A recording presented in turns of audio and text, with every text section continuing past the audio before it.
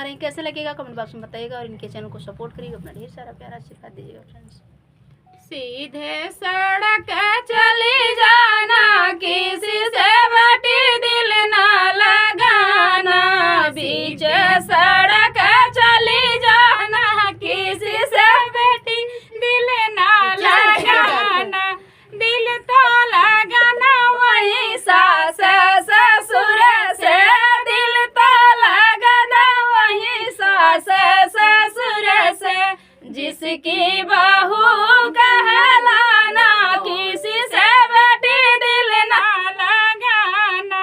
जिसकी बहू कहलाना, उसी से बेटी दिल ना लगाना।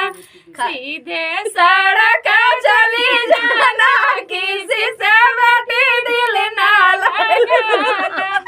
दिल तो लगाना वही जेठ जेठानी से, दिल तो लगाना वही जेठ जेठानी से।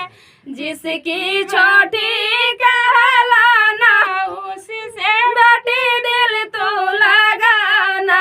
जिसकी छोटी कहलाना, उसी से बेटी दिल तो लगाना। सीधी सड़क चली जाना, किसी से बेटी दिल ना लगाना। सीधी सड़क चली जाना, किसी से बेटी दिल ना लगाना।